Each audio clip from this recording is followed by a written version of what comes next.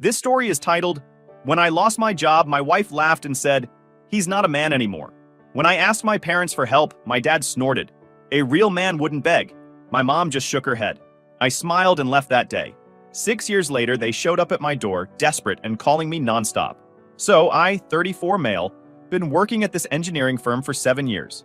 Not gonna name it for obvious reasons, but it's one of those mid-sized places where everyone knows everyone's business. I was doing pretty well. Decent pay, senior project manager, my own team.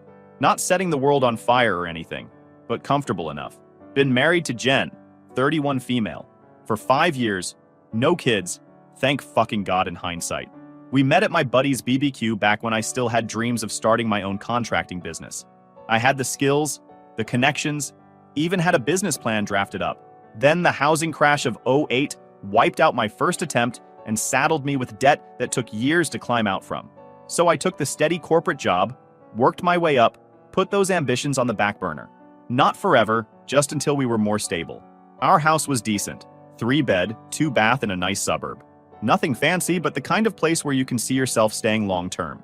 Jen decorated it all Pinterest perfect, like she was always expecting a magazine photo shoot to happen. That should have been a red flag right there. Everything in our life was about appearances. Looking back, Jen was probably disappointed I never got back to that dream of being my own boss. She married a guy with potential who was going to run his own company someday. Instead, she got a guy who came home at 5:30 and watched football on weekends. Not a bad life, I thought. I paid the bills, we had the house, took a vacation to the beach every summer. What more did she want? Should have seen the signs earlier. About 4 months ago, Jen started getting obsessed with her appearance. New gym membership, new clothes. Suddenly spending an hour every morning on makeup and hair. When I asked about it, she just said some bullshit about reclaiming her femininity and how women shouldn't have to explain taking pride in their appearance. Got it from some podcast she started listening to. Red Pill for Women or some shit like that. She'd always been into social media, but it got worse. Everything had to be photographed and filtered. Our meals, our weekend hikes, even the fucking sunset from our back deck. Always with these long captions about living her best life and knowing her worth. Meanwhile, I was getting cropped out of more and more photos. That Tuesday morning, I was in the kitchen making coffee when my phone buzzed. Text from Sandra in HR. "Mike, need to see you before your 9 a.m. meeting. My office. Important." My gut clenched, but I brushed it off. Probably about the Anderson project budget I submitted last week. Maybe I was finally getting that promotion I'd been angling for. I leaned in to kiss Jen goodbye and noticed she was texting someone. She angled the phone away quickly, like I'd caught her doing something wrong. "Have a good day," she said, barely looking up. "Don't wait up. I've got that women's empowerment meetup tonight. 3rd one this month. Should have been a red flag. All these new friends she never brought around. All these events I wasn't invited to. But I trusted her. Stupid me." When I got to work, Sandra wasn't alone. My direct manager Doug was there, along with Richard from legal. Their faces said it all before Sandra even opened her mouth. This wasn't about a promotion. "Michael, we've received multiple complaints of sexual harassment from female employees over the past 3 months." The floor dropped out from under me. "What? That's insane! Who's saying this?" Sandra slid a folder across the desk. "The complaints are anonymous, but we have dates, times, and detailed accounts from 6 different women." I flipped through the pages, my hands shaking. Comments I never made about women's appearances. Invitations to my office after hours that never happened. Suggestive texts I never sent. All documented, all structured exactly how HR likes their evidence. All complete bullshit. "This isn't me," I said, voice cracking. "You know me, Doug. 7 years. Have you ever seen me act like this? I'm happily married, for Christ's sake." Doug wouldn't meet my eyes. Just stared at his hands like they were the most interesting thing in the room. "Policy is clear, Mike. With this many complaints and this level of documentation, we have to terminate immediately." "We've prepared a severance package," Sandra said, pushing more papers toward me. 2 months' salary. If you sign today, agreeing not to contest the termination. I felt sick, like physically nauseous. Can I at least know who's accusing me? I have the right to face my accusers. "Not in cases of sexual harassment," Richard said smoothly, looking bored like he'd done this a dozen times before. "Company policy. Security will escort you to collect your things." They had a guard waiting outside. A fucking guard, like I was dangerous or something. 7 years at this place, never so much as raised my voice, and now I'm being walked out like a criminal. People watching from their cubicles, whispering. I kept my head high, but inside I was dying. I called Jen from the parking lot, hands shaking so bad I could barely hit the buttons. Straight to voicemail. I tried again. Same thing. I checked our joint account on my banking app. Something didn't feel right. Zero balance. $57,000 gone. Yesterday, there'd been a transfer to an account I didn't recognize. The savings we'd been building for years, house repairs, maybe a down payment on a rental property someday. All of it gone. I tried calling again. Straight to voicemail. Panic was setting in now. This couldn't be coincidence. Getting fired the same day I discover our savings are wiped out? I drove home like a maniac, running a red light and nearly clipping a minivan. The house was quiet when I pulled up. Jen's car was there, which was strange since she should have been at work. Another car was in the driveway too. A black Audi I recognized. Doug's car. My boss. Ex-boss now, I guess. The front door was unlocked. I heard voices upstairs, then laughter. Male laughter. I froze at the bottom of the stairs, knowing exactly what I'd find but needing to see it anyway. Like picking at a scab, you know it's gonna hurt but you can't help yourself. Our bedroom door was open. I saw them before they saw me. Jen and Doug. My wife and my boss. In our bed. On the sheets my mom gave us as a wedding present. What the fuck is this? My voice didn't even sound like mine. Too calm. Too steady. Jen didn't even look shocked. She just sighed, like I was interrupting something minor. Doug scrambled for his clothes, suddenly very interested in finding his underwear. "You're home early," she said, reaching for her robe. Casually, like she was commenting on the weather. "Figured you'd be drowning your sorrows somewhere. You knew." My mind was racing to catch up. "You knew I was getting fired today." She rolled her eyes. "Of course I knew. Doug and I have been planning this for months. You think those harassment claims wrote themselves?" Doug at least had the decency to look uncomfortable. "Jen, maybe we should..." "Should what?" She laughed. "Spare his feelings? Why? He's not even a real man anymore. Just a corporate drone who gave up on his dreams." She turned to me, eyes cold. "Remember when we met? You were gonna start your own business, be your own boss. Now look at you. Pathetic." I looked at Doug. "You helped her set me up. File fake harassment claims." He shrugged, buttoning his shirt. "Her idea, but yeah. Time for you to move on, Mike. From the company, and from Jen." "I owe the money," I said, still trying to process everything. "Our savings?" "My savings now," Jen cut in. "Consider it my fee for wasting 5 years with you. Plus, I need capital for my new boutique. Doug's helping me get started, among other things." She smirked. "The house is in my name anyway. You've got until tomorrow to get your stuff. After that, I'm changing the locks." "You can't just..." "I can, and I did," she snapped. "Welcome to 2024, Mike. Women don't need to stay with underachieving men anymore. We take what we deserve." I should have raged, should have punched Doug in his smug face, should have thrown things, screamed, something. Instead, I just felt hollow, like someone had scooped out my insides and left me empty. "My parents," I said. "Did they invest in your store?" My sister mentioned something. Jen smiled like a predator. "All $200,000 of their retirement fund. Your dad was so eager to help his daughter-in-law achieve her dreams, while his son was such a disappointment. Oh, and don't bother calling them. I already told them all about your inappropriate behavior at work. How I just couldn't stay with a man who harasses women. Your mom was crying. Your dad said he didn't raise you that way." I left without another word. What was there to say? I walked out to my truck, sat behind the wheel, and just stared at our house. 5 years of marriage, 7 years at the company. All gone in an afternoon.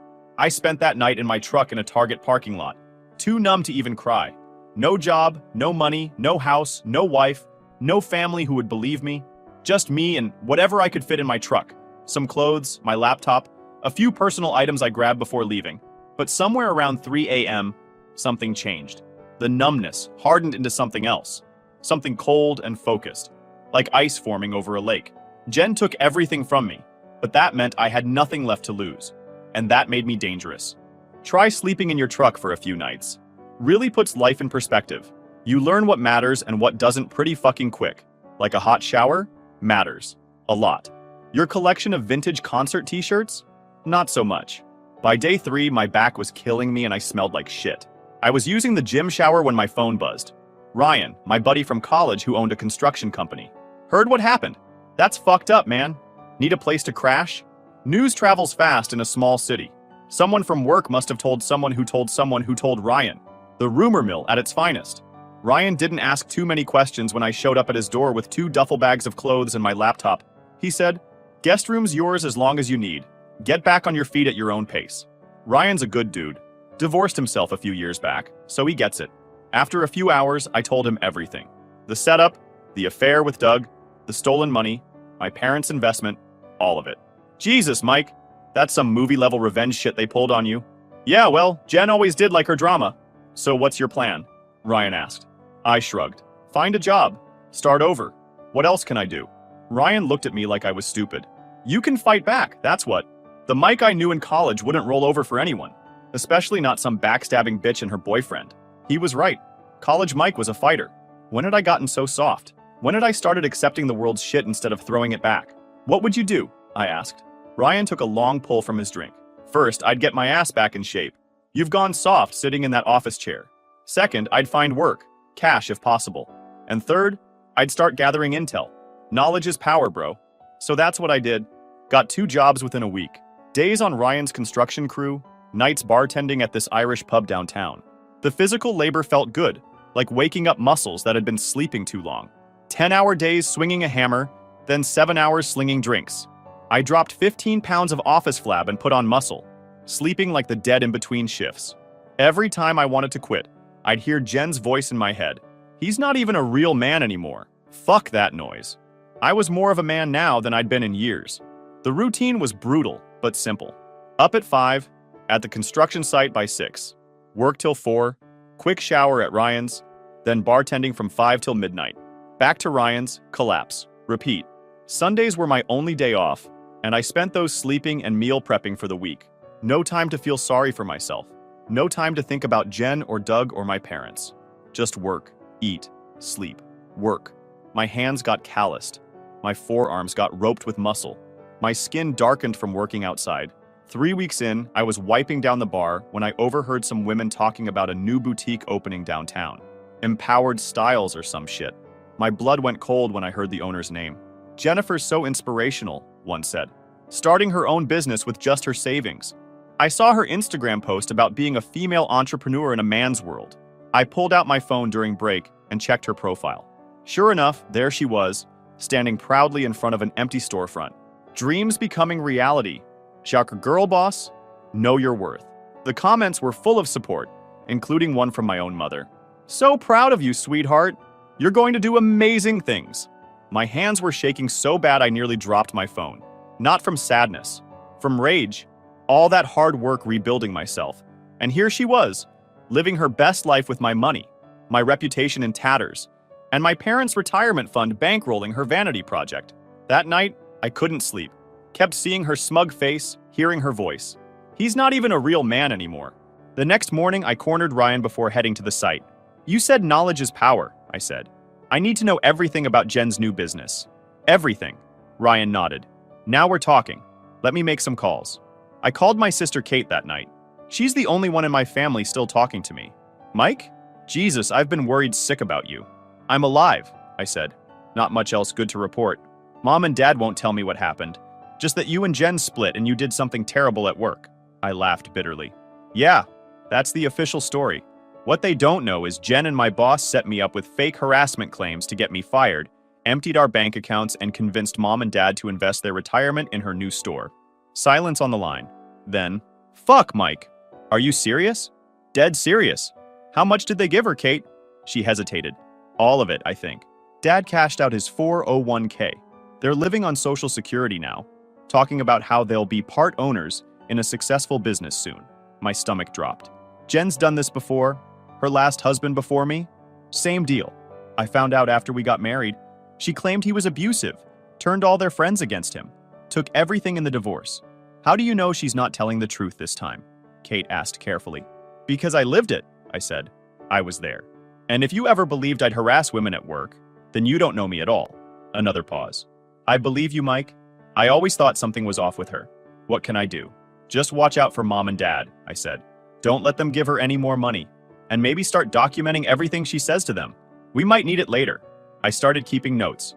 Dates, times, screenshots, conversations I overheard at the bar. People talk a lot around bartenders, like we're invisible or something. Found out Doug had pulled this same stunt at his last company. Affair with a coworker. Mysterious harassment claims against her husband, who also worked there.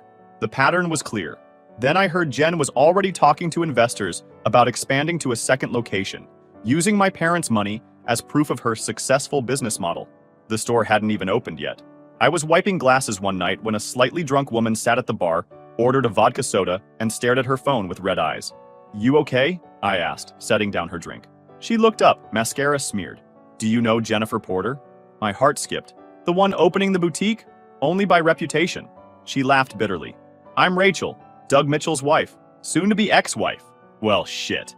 Sometimes the universe delivers. Rachel poured her heart out over the next hour. How she'd found texts between Doug and Jen. How he'd promised to leave me months ago. How he'd helped orchestrate my firing with fake complaints. How they'd been planning this whole boutique thing together. "He always does this," she said, swirling her drink. "Trades up, leaves a trail of destruction. But he's so charming. Everyone believes his side of the story." I kept my face neutral, just nodding and listening. Bartender 101.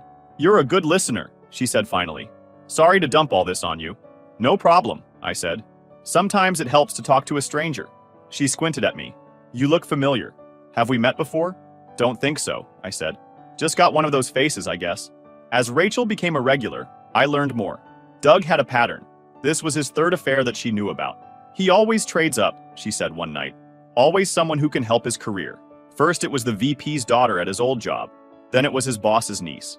Now it's this boutique owner who's apparently friends with the CEO's wife." I kept my face neutral. Sounds like a real stand-up guy. The worst part is, he's convinced himself he's the victim somehow. Like I'm holding him back from his true potential. She shook her head. "After I supported him through MBA school, working 2 jobs so he could study full-time." I nodded sympathetically. "Some people rewrite history to make themselves the hero." "Exactly." She leaned forward. "Hey, you're a good listener. Why are you bartending? You seem like you should be running the place." I shrugged. "Long story. Lost my job, starting over. Well, their loss." She smiled, first genuine one I'd seen from her. "Doug's company is terrible anyway. Sexual harassment claims every other month, all quietly settled." My ears perked up. "Is that right?" "Oh yeah. The legal team has a whole system. Most of the claims are probably legit, knowing the creeps who work there. But I always wondered what? If some were strategic. Career advancement by character assassination." She sipped her drink. "Doug's department has an unusually high turnover rate for men in senior positions." Bingo. After Rachel left, I sent a text to my sister. "Can you find out if Jen's been meeting with any investors? Specifically anyone connected to the CEO where I used to work?" Kate came through the next day. "She had lunch with Margaret Yellen yesterday. CEO's wife. Mom was bragging about it." The plan was taking shape in my mind. A week later, I saw my dad at the grocery store. Didn't approach him, just watched from a distance. He looked 10 years older, checking price tags on everything, putting back name brand items for generics. My dad, who worked 40 years as a master electrician, who never worried about money, now counting pennies because of Jen's sure thing. That night, I couldn't sleep. I'd been patient, gathering intel, building my case. But seeing my dad like that, it was time to move. It started with an anonymous email to Rachel. Just a few screenshots of text between Doug and Jen, discussing weekend plans while telling their spouses they were working. Nothing explicit, just suspicious enough. I knew Rachel would confront Doug. She'd told me herself she'd done it with his previous affairs. And sure enough, Ryan's buddy who worked with Doug said he was in a foul mood the next day, taking personal calls in the stairwell and looking stressed. Phase 1 complete. Create tension between the conspirators. Next, I had Ryan casually mention at his poker game, where several execs from my old company played, that he'd hired his buddy Mike, who'd gotten railroaded on harassment claims. "Crazy how some women fake that shit to get ahead," he said. "Good thing the truth always comes out eventually." Word travels fast in corporate circles. The next day, Ryan texted me that 2 of the guys had asked detailed questions about my situation. Seeds of doubt planted. Phase 2 underway. Create whispers about the validity of the claims. The Irish pub became ground zero for my information campaign. Not lying, just strategic truth-telling. When customers asked what I did before bartending, I'd mention I was in project management until my wife and boss set me up with fake claims so they could be together. I didn't even have to try hard. People fill in blanks themselves, especially after a couple drinks.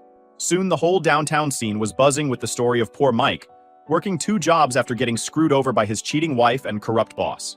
The boutique's social media started getting comments. Subtle at first.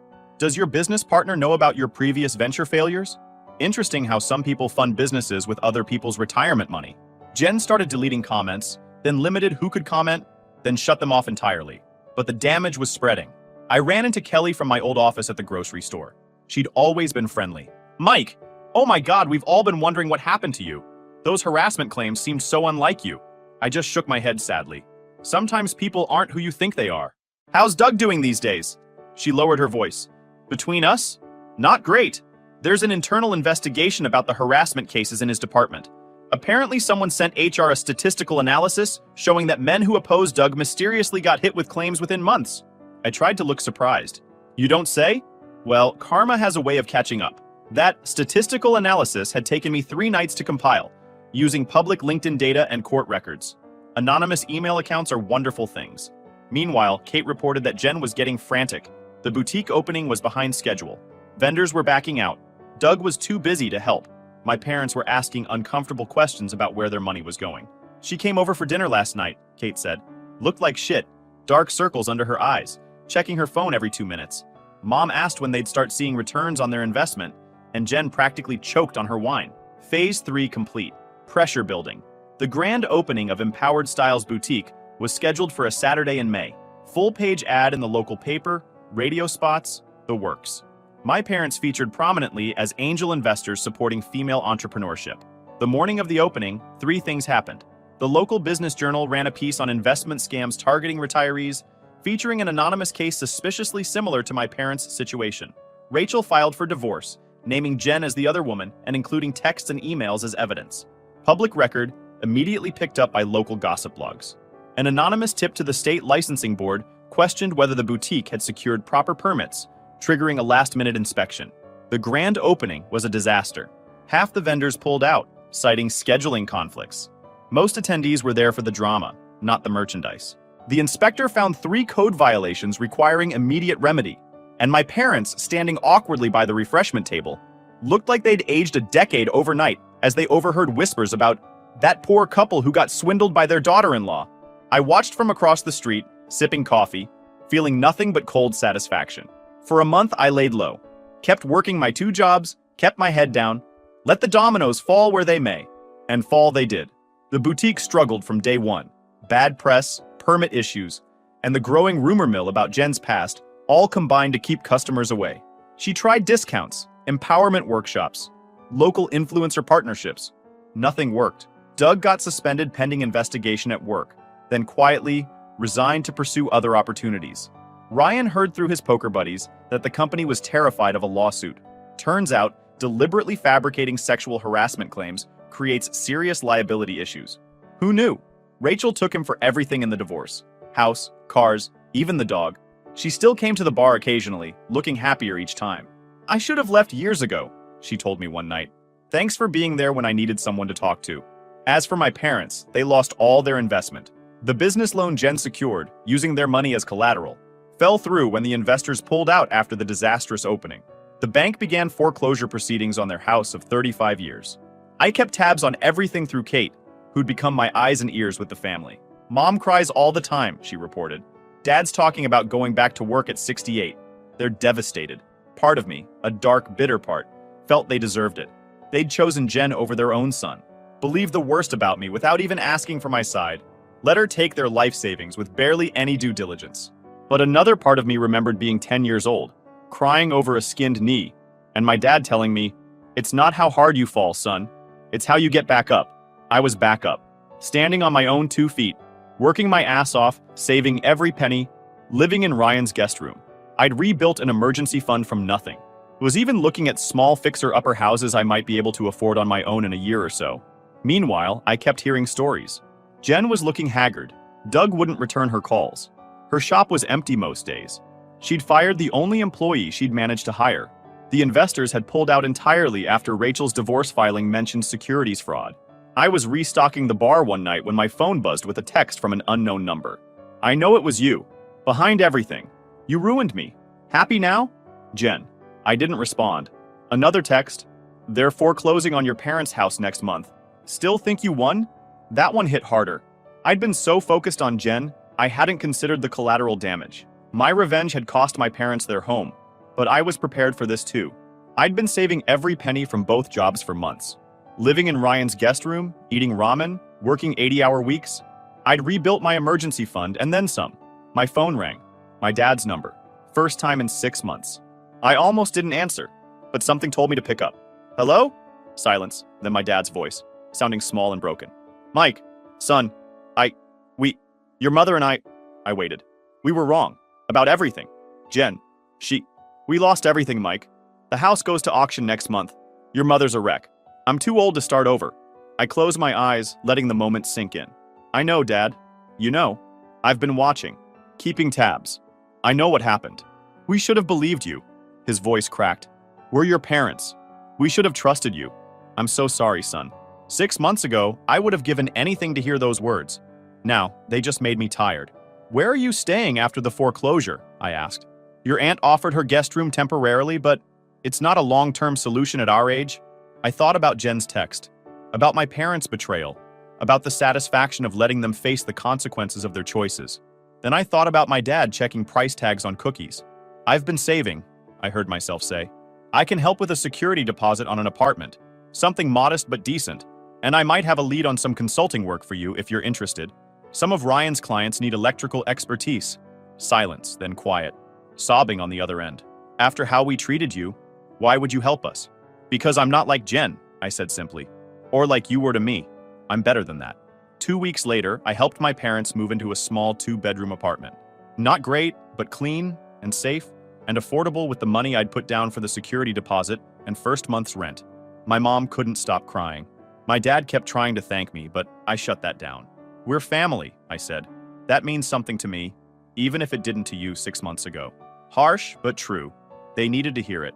Ryan came through with the consulting gig for my dad. Just part-time, checking electrical work on some of Ryan's projects. Enough to supplement their social security at least. My dad looked 10 years younger the first day he put on his tool belt again. Forced retirement was killing me, he admitted. Feel like I have a purpose again. Meanwhile, the boutique finally closed its doors for good. Temporarily closed for renovations, the sign said, but everyone knew it was permanent. I drove by one night after my bar shift. All the fancy fixtures Jen had installed, the chandelier, the custom shelving, the neon signs, were gone. Sold off to pay debts, I assumed. I was locking up the Irish pub when someone called my name. I turned to find Jen standing there, looking nothing like the polished, confident woman who'd mocked me in our bedroom 6 months ago. Her clothes were wrinkled, hair pulled back in a messy ponytail, eyes hollow.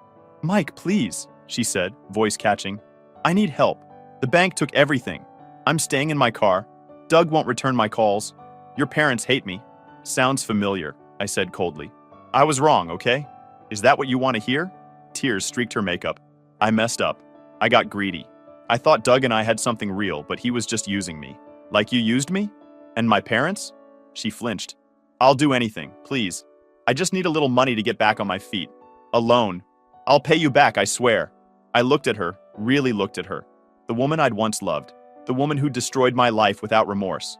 Now standing before me, begging for the same mercy she'd never shown me. You know what's funny, Jen? 6 months ago, you told me I wasn't a real man anymore. But here's the thing about men. Real men. They build things. They protect people. They don't tear down and destroy for their own gain. I reached into my wallet and pulled out a 20. This will get you a hot meal and a cup of coffee. There's a women's shelter on 9th Street that takes walk-ins until 10 p.m. I checked my watch. You've got about 45 minutes. She stared at the bill, then back at me. That's it? After everything we were to each other? We were never anything real, I said.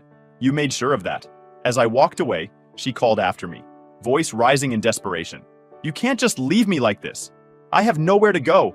I'm sleeping in my fucking car. I turned back one last time. Guess you've got nothing left to lose. I hear that's a powerful place to start over. It worked for me.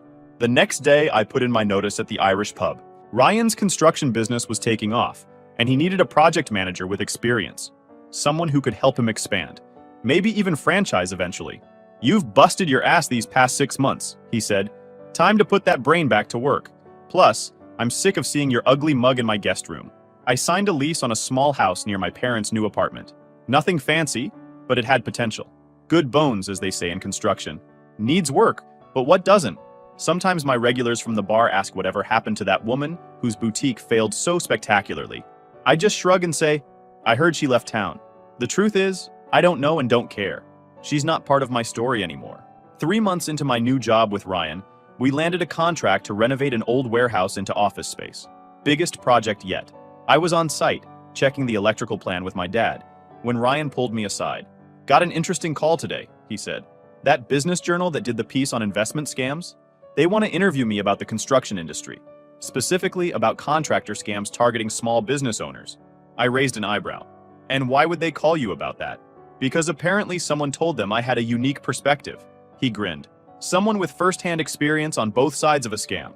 They're particularly interested in talking to someone who rebuilt after losing everything. I don't know, man, I hedged. Putting my story out there would help a lot of people, Ryan finished. Plus, it's the final nail in Jen and Doug's coffins. Their names would be mud forever in this town. I thought about it. About the past year of my life.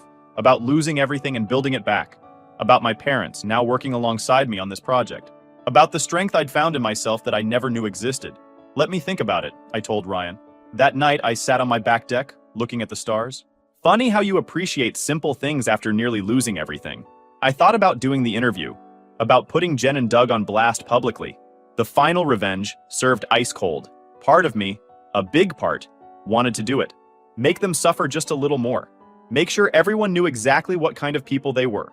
But another part of me wondered if I really needed it. If I was still that angry, broken guy sleeping in his truck in a Target parking lot. My phone buzzed.